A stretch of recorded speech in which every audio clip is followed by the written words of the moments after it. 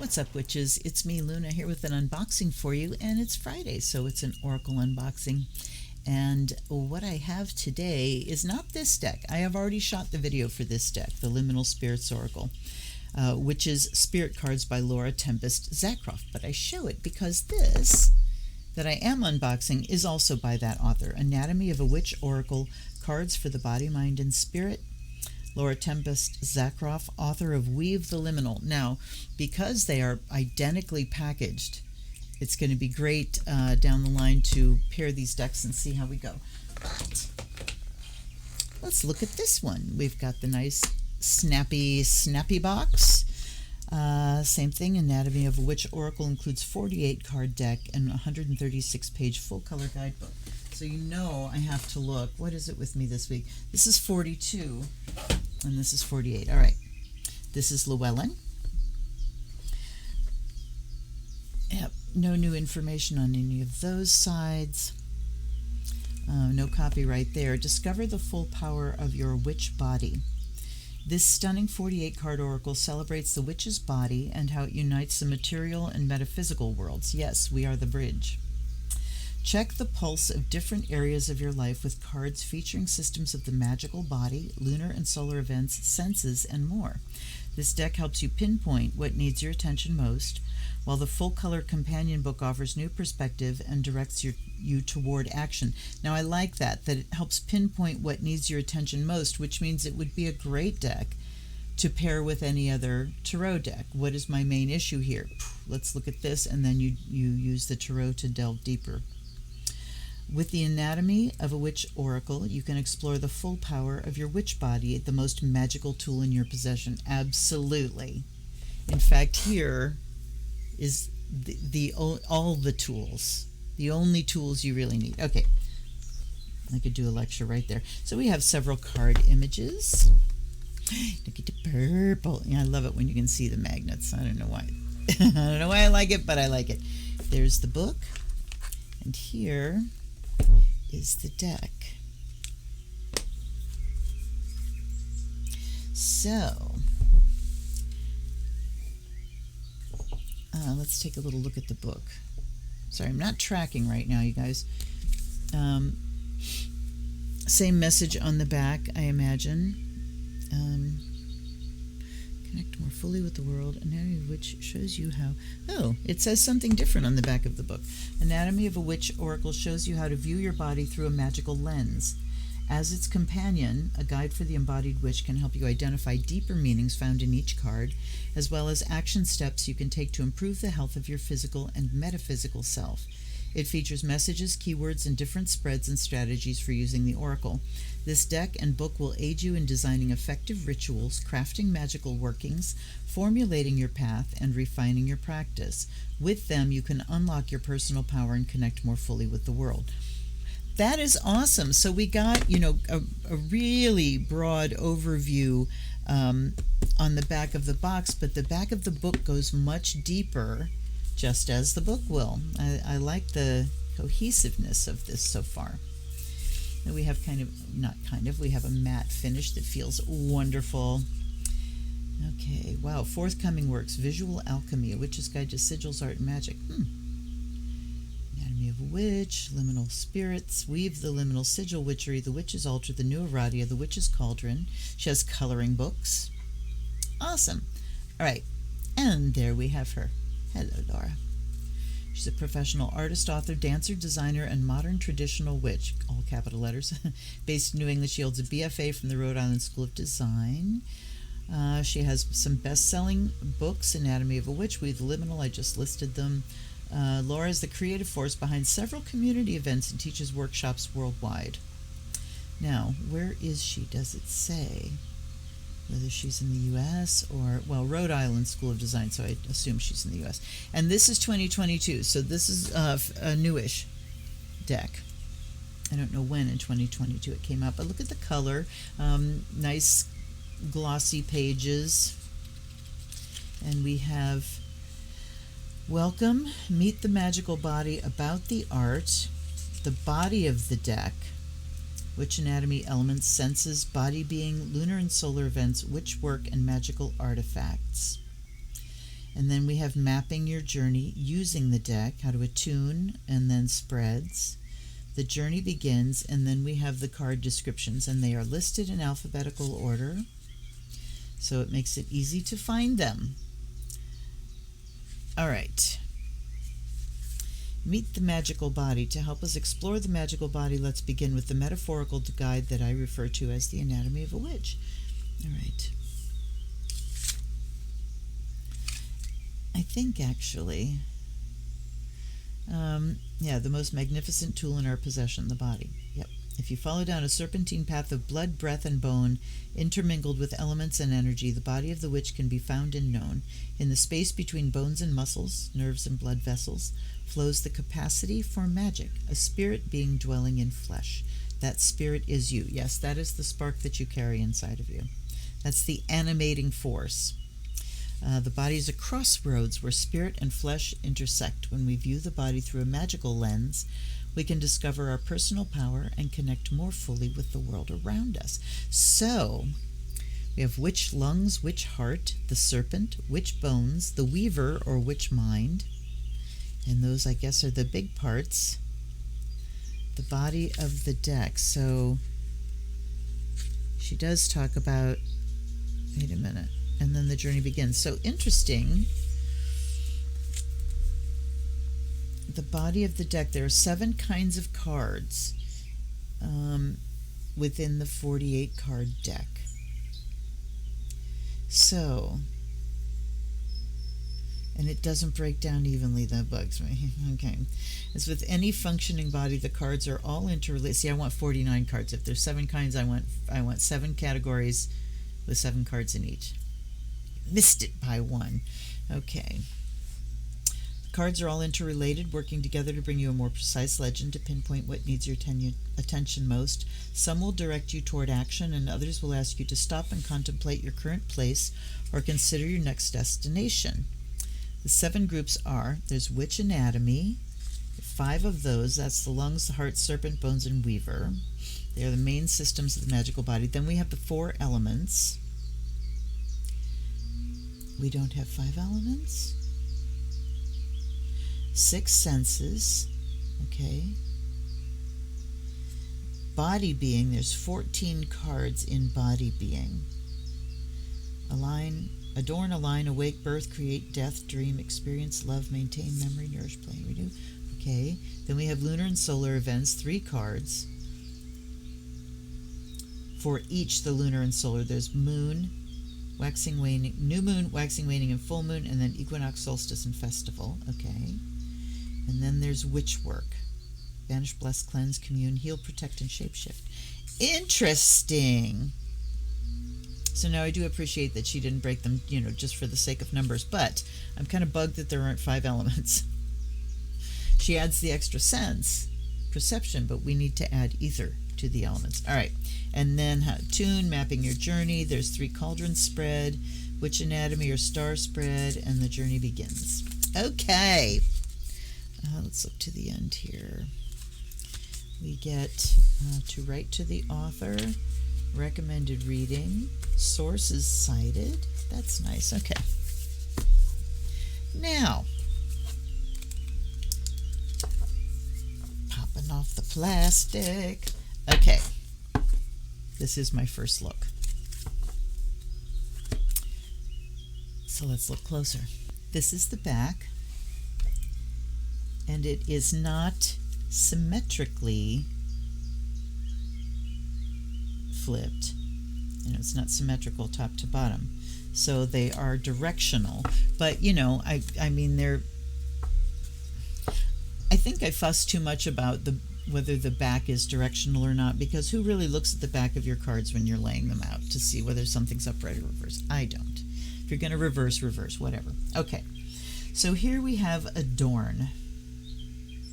I wish I had like a handy list over here that I didn't have to look. Oh, okay.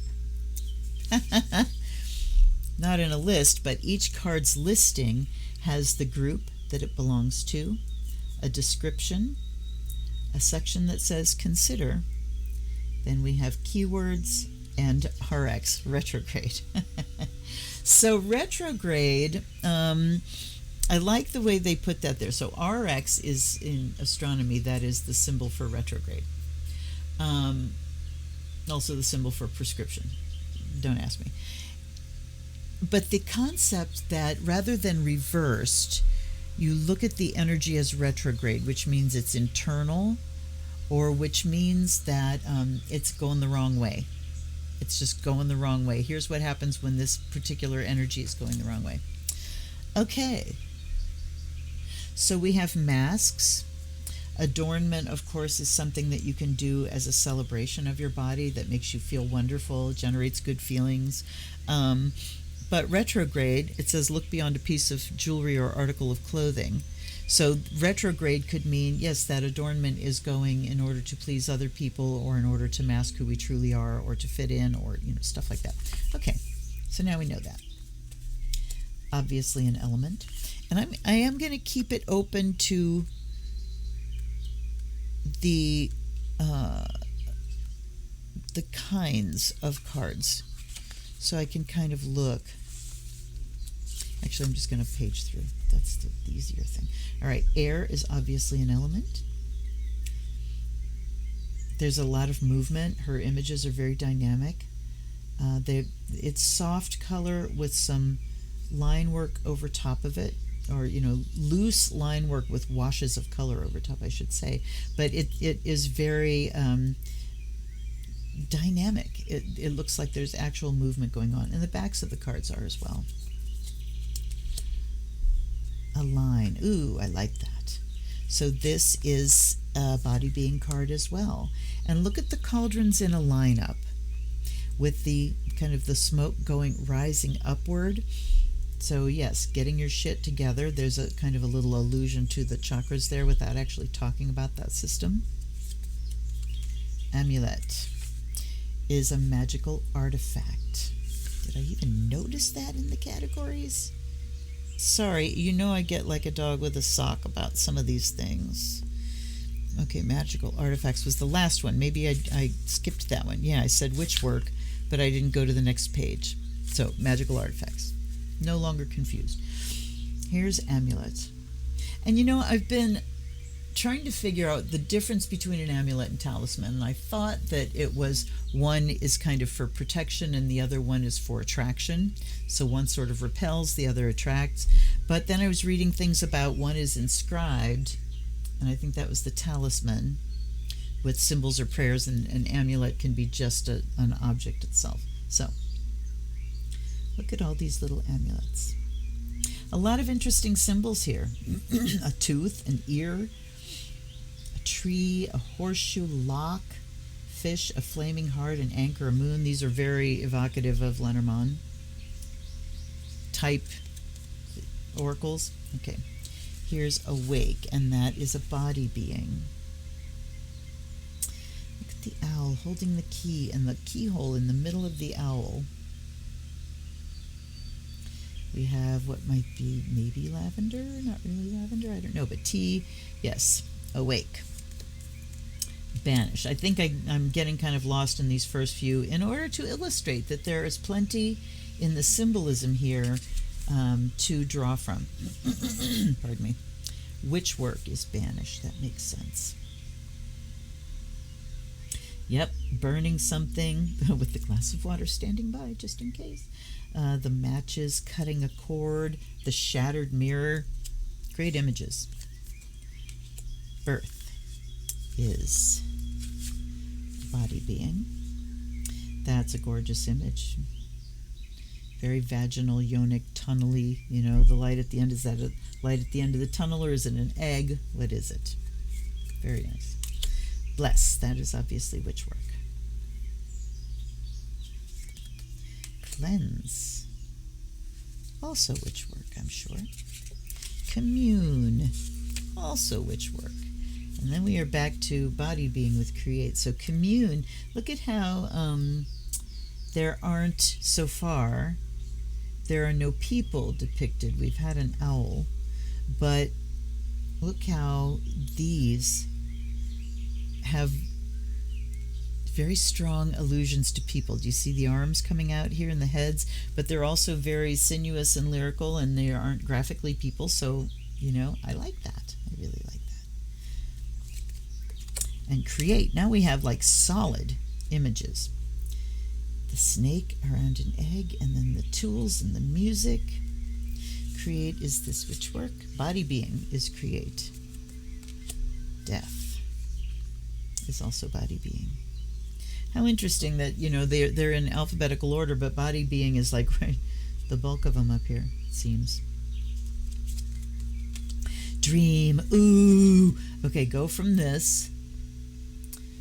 There's a part of it that's kind of like, very earthy and everything, but the skeleton, I kind of felt a little reaction in my body. And then we go to this, and I just go, my Neptunian self just breathes out. Look at the snake again. That symbol is very prominent. More body being. Earth, obviously an element. I love the heart images too. Equinox. So we have hearts repeating, feathers, snakes. This is very graphic. So equinox, yes, look at the balance. And look at the heart and the feather. That's what Mott does. Weigh the heart against a feather. Experience. Ooh. That's body being too. Everything I look at is body being. Yes, Earth is lunar and solar events, obviously the equinoxes. Experience. Eye. That is the magical artifacts. That looks like the evil eye things, that repel. Description. A nazar or evil eye amulet is made up of layered blue glass surrounded by a golden ribbon. Behold, alert, vigilant protection. Then we have festival. This was, I think, one of the lunar solar events. Yes, festival. So the festival denotes the cross quarters of the year, the big, mid-season festivals, and then the equinoxes and solstices are the other bits.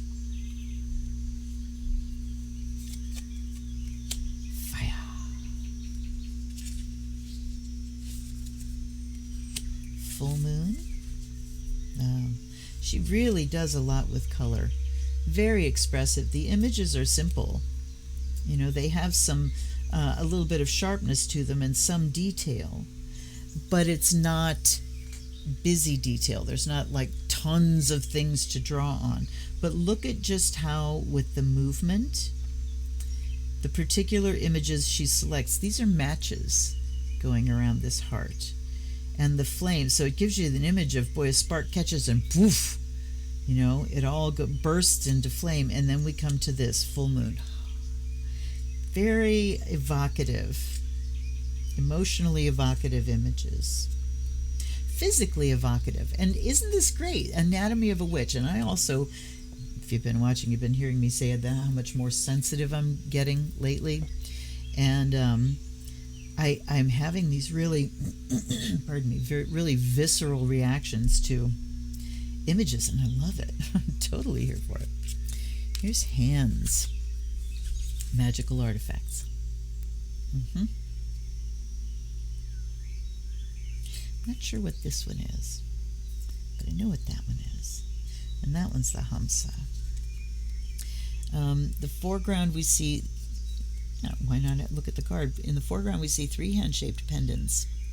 The mano figa on the left, the Hamsa in the center, and the mano cornuta on the right. Cornuta's got to be horns, hooked horns. All symbols of protection and power. In the background we can make it a handprint. Oh! Much like those made by our ancestors thousands of years ago. Okay, that's great. So now, you're focused in, or I'm focused in on the details, and then you back out and see that big hand. I love it. I love her artwork. Heel. That feels very sturdy. Is that witch work? Yes. Very sturdy, very clean. We don't have the big sort of washes in the background here. It's just crisp and succinct, which means that healing really has to come down to a practical physical level, and the mushrooms down here, what do mushrooms do? they decay things, they consume, they transform things that have died. And look at the staff with the candle. There's the snake again twining up, the flowers. Sometimes it's slow, it's a growth process. Excellent. Love. Wow. His body being. Look at this. So here's the snakes like this. When you think about the chakra system, there is energy twining up like this. There was a move in the Green Tara dance practice that I did that would talk about these two rivers coming together, and it's just a metaphor for the intertwining of yin yang, of dark and light, all those aspects of ourselves. I love it. And that's love. You mingle with somebody when you love. You bond. This is maintain, body being.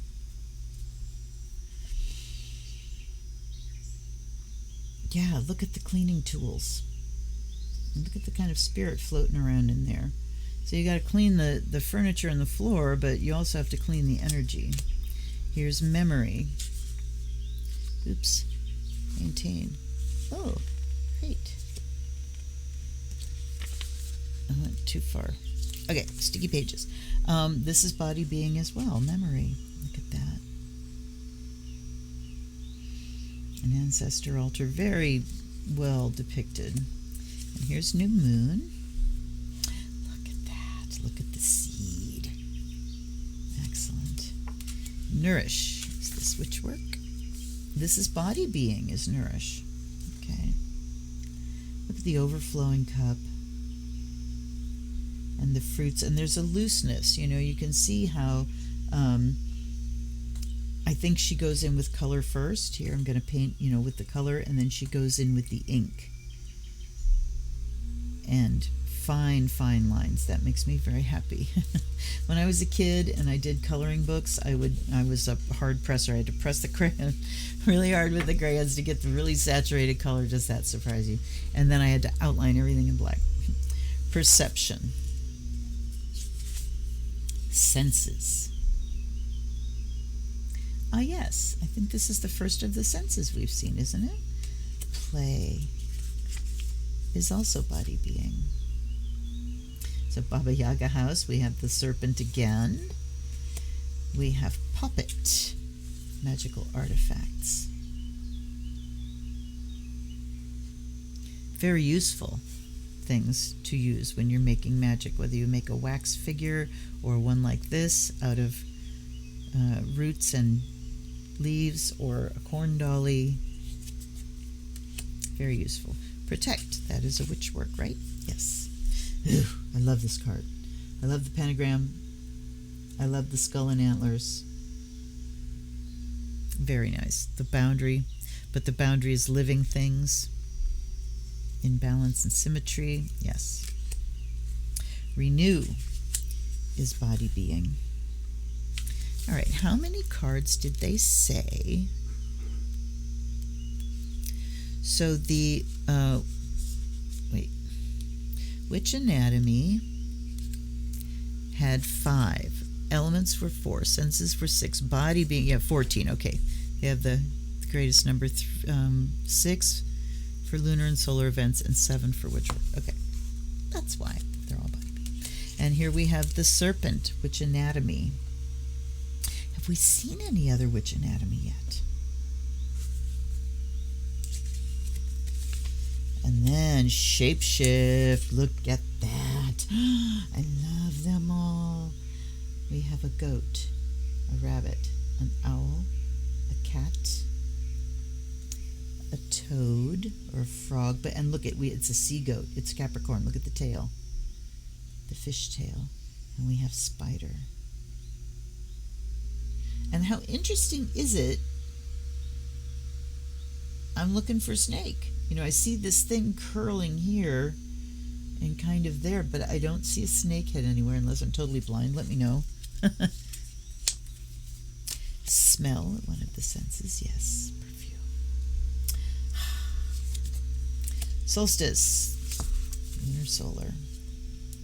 I love the balance with the dark and the light.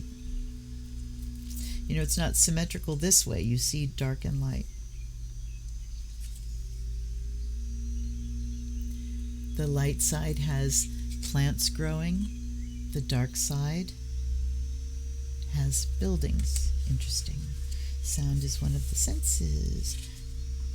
Now, sound isn't a sense. Hearing is a sense.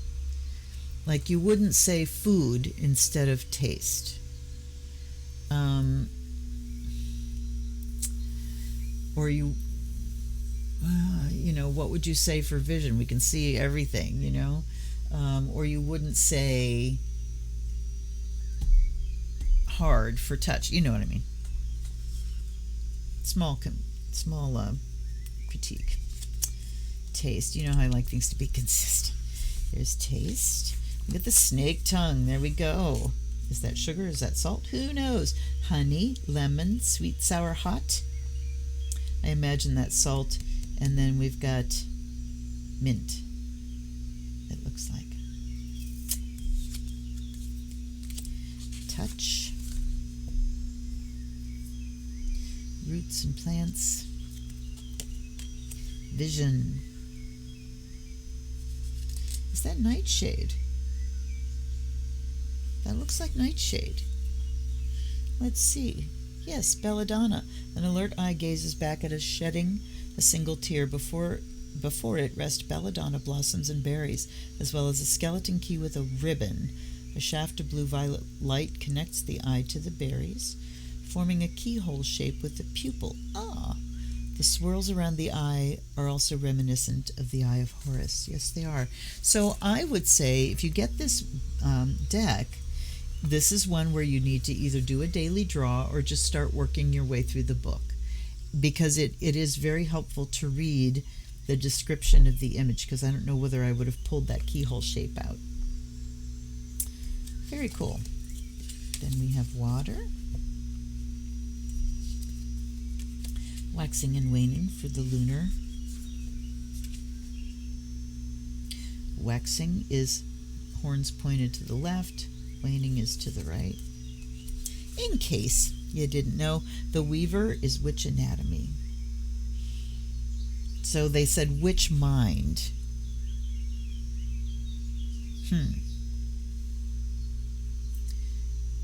Okay. Witch bones. So yeah, all these are going to be at the end because they're witch things. But the weaver is part of that group, and it's not called a witch thing. Witch's bone, or witch bones. Witch bottle. Witch braid.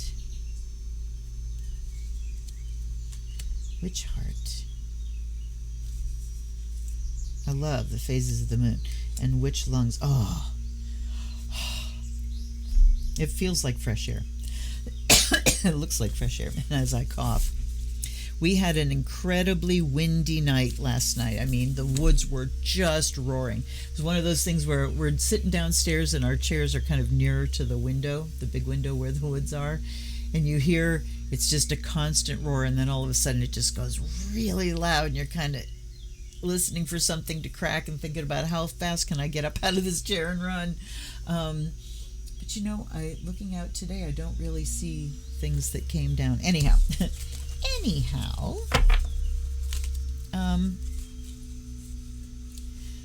this is a really, I mean, it's a biggish deck, but not too big.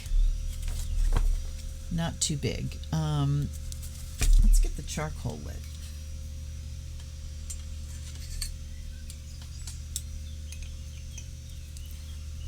And then we'll get it a little blessing and give it a test drive.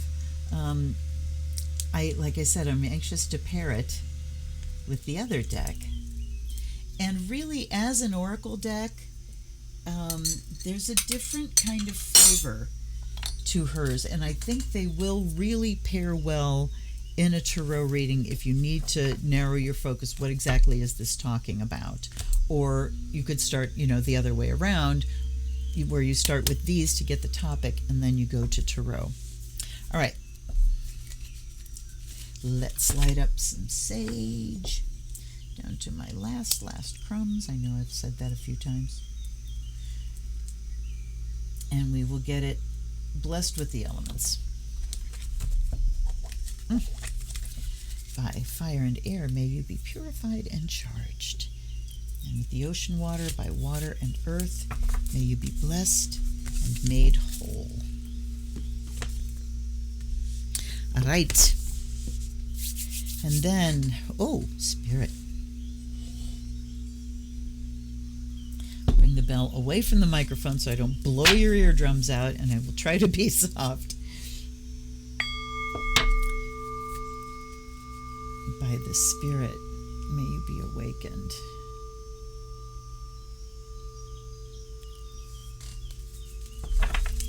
And then I say thank you to my guides and guardians, allies and ancestors for being here, and help me please by connecting with this deck and bring the information through. I invite you to use this tool in our communication, and I offer you fresh water. I offer you the fire of Azrael to awaken the magic of divination in this deck.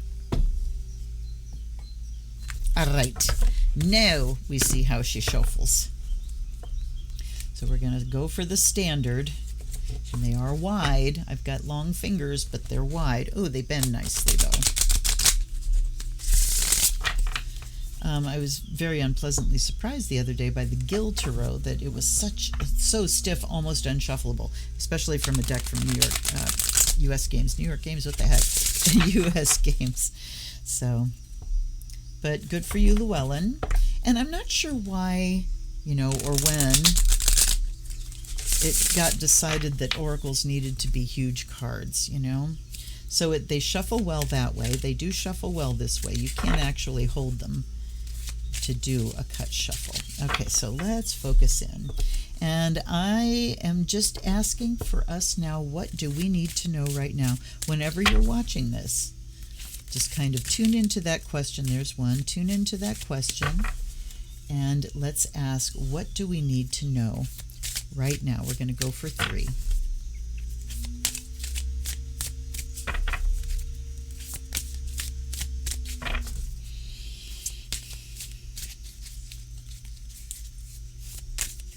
All right, you want me to take them off the top now? All right. Number 1, adorn. We have the very first one. So we're talking about taking care of our body. Let's go back and read the rest of the thing. An adorned golden figure holds up 2 masks and considers which one to choose today. Which will be their billboard to the world today? Who will they be to themselves? Those are excellent questions. The idea of a billboard to the world is a good thing to think about. And who will they be to themselves? Okay. There are many ways we adorn our bodies, with the clothes we wear, the jewelry we layer on, and the way we style or color our hair, as well as how we apply makeup and pierce or tattoo our skin. Each is a way to craft identity, to show the outside world how we see ourselves. We also use these items to protect ourselves, to disguise or pretend, to explore aspects of ourselves. Inversely, how we adorn our bodies can have an influence on how we feel. Absolutely. Adornment is a way to transform into our true self, as well as a means to explore other aspects of our personality. The keywords are accentuate, bejewel, glamour, bedazzle. And the retrograde, look beyond a piece of jewelry or article of clothing as merely an accessory or something to wear, and consider how it transforms you. So I didn't finish reading that sentence when I read it the first time, of just look beyond jewelry and clothing, look beyond the mask to the real person. But this is saying look beyond those and make them something bigger as merely something to wear, and look at how they can impact how you feel. What makes you feel powerful, beautiful, present? Adorning the altar that is your body is an act of devotion. Consecrate or bless items that serve a special purpose when you wear them. Anoint your skin. Absolutely, you should be blessing every piece of your jewelry, cleansing it, blessing it periodically. I leave my jewelry out at the full moon. Not so much crystals anymore, but I put my jewelry out there.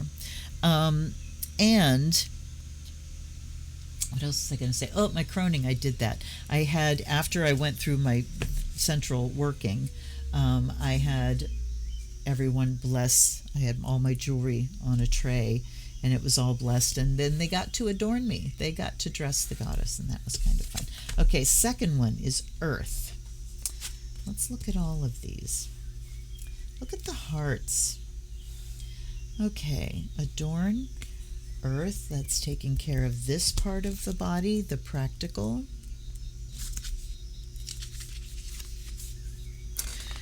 It's one of the elements, obviously, so we got two elements here.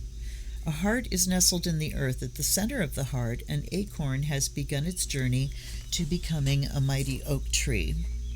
While our bodies contain all of the elements, we most closely resonate with earth. But we are more than jars of clay. We are spirits in residence. In connecting with earth, we recognize our potential for growth on multiple levels. We might start small, like the acorn, but we too can grow tall, mighty, and strong, capable of being a beacon of inspiration to others. We can lend our strength so that others may have support. This card can also refer to someone who is a Taurus, Virgo, or Capricorn. Having a heart of earth can represent being opaque or mysterious, garden-natured, be it overgrown or tended to, supportive, resistant to change, and grounded. Keywords are growth-oriented, rooted, land. Retrograde is when you walk, kiss the earth with your feet. This means to move about the world with care, consideration, kindness, and intent.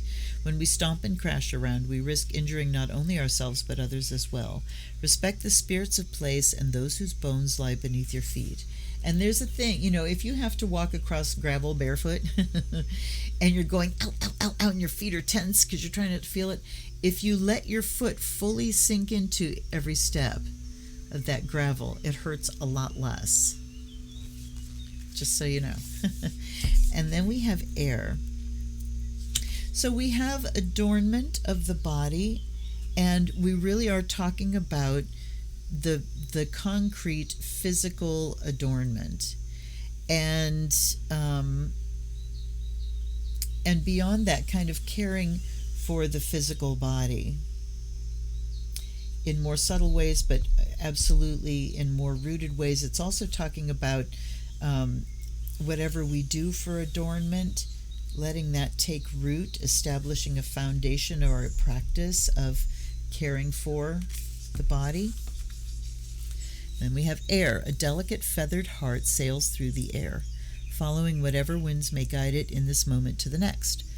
Consider, the element of air reminds us that the power of that which is invisible to us can still affect us profoundly, as we listen to the invisible wind and hope to knock a tree down. Air sustains life. We can feel and see the effects of air all around us, even though it is invisible. Breathing is believing. That's kind of boggling my mind. I think I'd have to think about that a while. Breathing is believing. I'm not sure about that for me. Okay, respect the unseen forces that are present in your life. Find wonder in the everyday moments of your life simply by focusing on your breath as air moves in and out of your body, connecting you to the world around you. This card can also refer to someone who is a Gemini, Libra, or Aquarius. Having a heart of air can represent movement, lightness, transparency, impulsiveness, whimsicality, capriciousness, or being ungrounded. And the keywords are ephemeral, effervescent, and lighthearted. So we're talking about ungrounded, and we've got grounded here. So we really are talking about the balance. And then you see these two masks here with the person in the middle. Retrograde says the direction of the wind can have metaphysical interpretations that you may use for inspiration and guidance. When the wind comes from the north, be on guard and protect. When it comes from the south, be open to receive blessings. The east wind brings new beginnings, while the west wind carries change. Beginnings, yes, west wind is release. You might not be able to change the direction of the wind, but you can learn to sail with it. All right. So, an overall message here,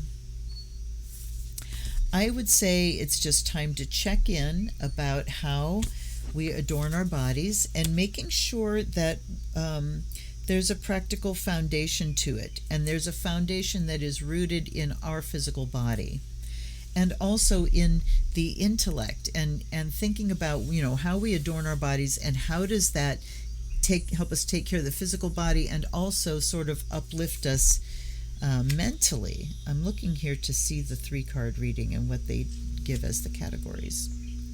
3 cauldrons. Number 1, what should I know about my body to achieve balance and improve my health? What should I know about my body? And this one, the adornment. Maybe that my body just needs to be cared for in that way more, that I can sort of increase my relationship with my body by observing how I adorn it, what I do with makeup. But it says health, to improve my health. Adornment can help you love your body. I thought of that because when I used to do henna body art, and I would go and do a party, so they would pay me for my time and I would just give henna to anybody that wanted it. And there would always be somebody, I'm talking women here, that would say, no, I don't want it. Oh no, I hate my hands. My hands are so ugly. My hands are too fat. My hands are, you know. So I would tell them, well, first of all, nobody else thinks that about your hands at all. But they'd say, okay, just something little.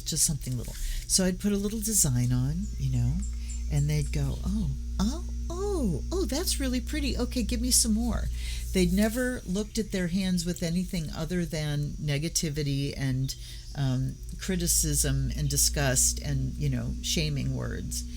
And putting some henna on them made them suddenly see that part of their beauty their part of their body as something beautiful.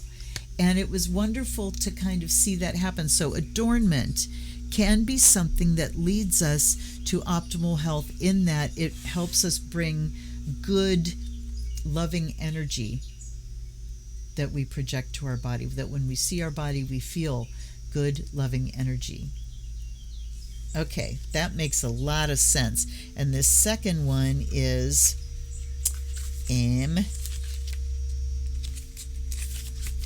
Number 2, what do I need to do in order to stay on task or be more inspired? What emotional or mental blockages might I have? What do I need to stay on task? You need to have a plan. You need to have a foundation. You need to be practical about it. You need to ground yourself and think about what it is in material terms that will show you it's done. So,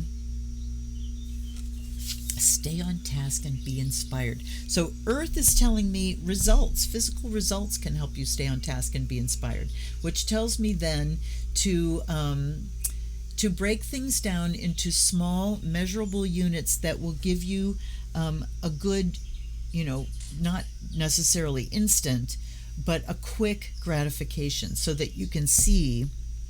This is a great reason to plan out big projects and break them down, because then you can see when you've accomplished things. You know, things get checked off. I can hold something in my hand. So there's that. And then this air one, how do I best connect with the divine or larger vision? What will help align all 3 cauldrons? And that is air. How do I best connect with the divine? Through the breath, through the intellect, through maybe, you know, reading about things, thinking about things, being out in the open air, freeing your thoughts, opening your mind like an open window to let in new information and new thoughts. So what will help align all 3 cauldrons is how I think about it, how I'm thinking about things, the words I use, how I communicate, how I'm breathing. Very, very interesting. So when I went from, let's just take 3 cards and see what message it wasn't really taking me deep. But when I went to that particular reading with those categories, it changed everything. And this should tell you that the frame is everything. Context is everything. This is why it's important to have good questions. If you want to read for yourself or someone else to a question, make sure you can, spend time at the beginning refining the question, because the more specific that question is, the more specific the answers can be. And also there was, I was looking in a Tarot Facebook group the other day, and someone was asking about the different ways to lay out a Celtic cross. So you have the card and the covering card, and then some people go like this, some people go like this, some people go, there's all different ways that you can see. And my response was, go with the way that is mentioned in the book that comes with the deck. Look in the book, find the Celtic cross that they describe there, do it that way, and see how it, where it goes. Because when I first started reading, it was a Rider-Waite deck, and it did the Celtic cross in a certain way. And I felt like I had to kind of really work to pull information out of that deck, and I still kind of do. But I have a lot more foundation now. But back in the beginning, it was one thing. And then when I got gifted with my Hanson Roberts, and I remember first thinking, why would I need two of these? I already have a tarot deck. Imagine. Anyway, I did some readings with it, and it wasn't reading. It wasn't clicking. And then I thought, well, I was using the Celtic cross the way I'd learned it from the Rider-Waite-Smith. So I went to the back of the little white book, and their Celtic cross was laid out in a slightly different order. And the biggest difference was the categories were described differently. And the way they described the categories was just tailor-made for the information coming out of the cards. I did a reading with one like that, and it was like, ba-da! It was just so illuminating, It was so on the money and so alive. And that really...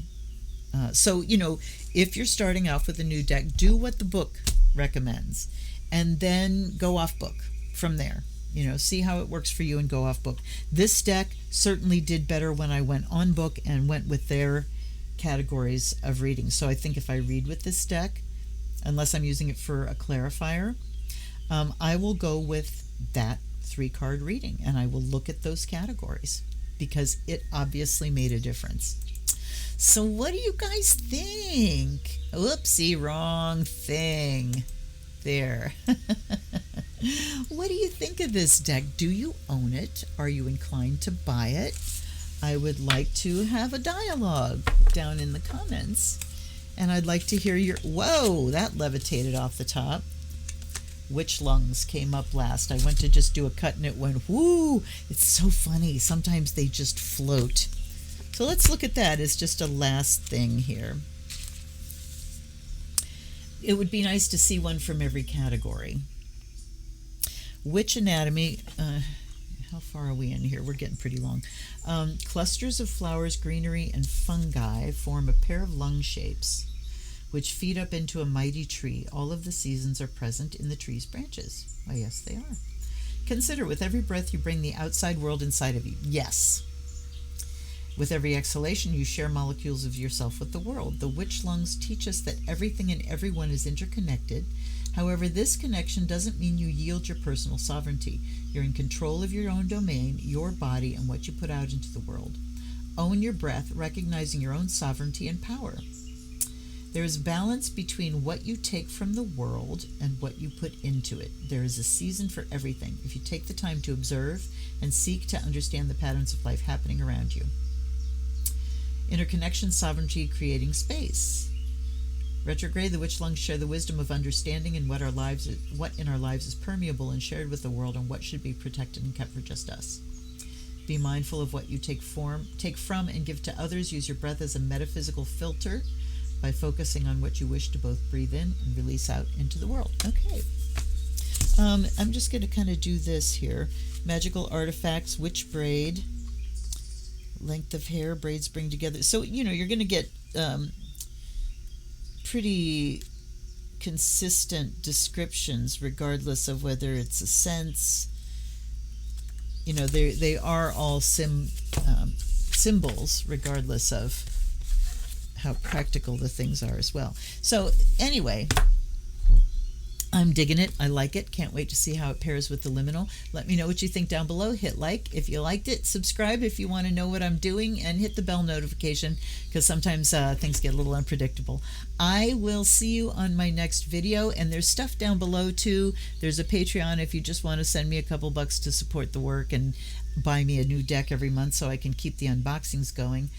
There's also an Amazon wish list, and if you pick a deck off that list, I will read for you on my unboxing video, and you can send me a question through Amazon, and you will have my undying appreciation. I will put your name in that book and in that deck, and every time I use that deck, you get blessings from me. Anyway, I'll see you guys next time.